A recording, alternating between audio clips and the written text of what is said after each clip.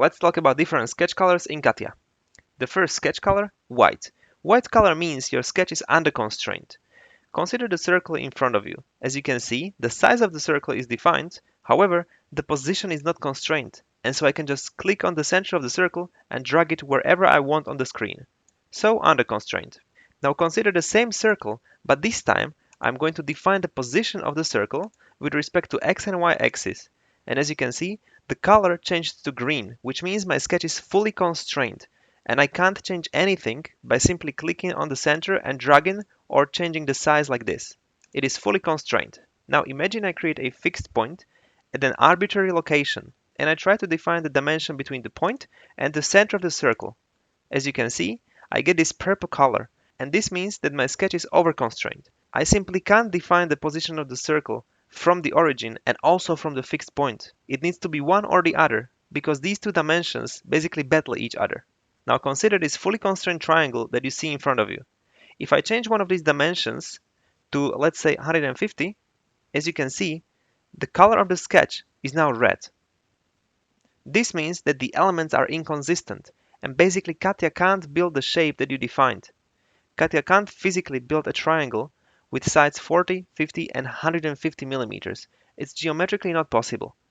And therefore you get this red color. As you notice, the color of dimensions themselves is brown. This means that the geometry didn't change. Even though this says 150, the dimension didn't change. This is not actually 150. In fact, this dimension is still what it was before, 64.031 millimeters. Now let's say that I'm going to project 3D elements of this triangle in a separate sketch. As you can see, the sketch is yellow, and this means that the sketch cannot be changed. You can't do anything to the sketch, and you can't even dimension it. Now consider this underconstrained vertical line. The size is constrained, however, the position is not. So if I want to define position between the origin and the line, I can click on the line, and as you can see, I immediately get purple color, which means it is overconstrained. However, you don't have to worry about this. All you have to do is just click on the origin and don't mind the purple color, and now the color changed to green, because now CATIA understands that in fact you want to add a dimension between origin and line, and you don't want to add another dimension on the size of the line. Another color you can see is completely gray, and this color belongs to all the construction elements. Now every time you click on an element, it becomes orange, and this color means that this is the selected element. Now consider this horizontal line in front of you. As you can see, it seems to be fully constrained. However, if I grab the end point of it, I can drag the length of this line.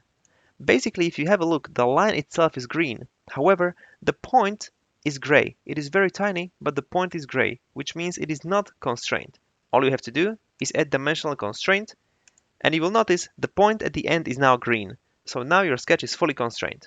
If you want to check the status of the sketch at any point, you can click on this icon called Sketch Solving Status. And in here, it will tell you the status of your sketch. If you can't see this icon, just right-click on any of the other icons and make sure that tools are enabled. Thank you very much, and see you in the next one.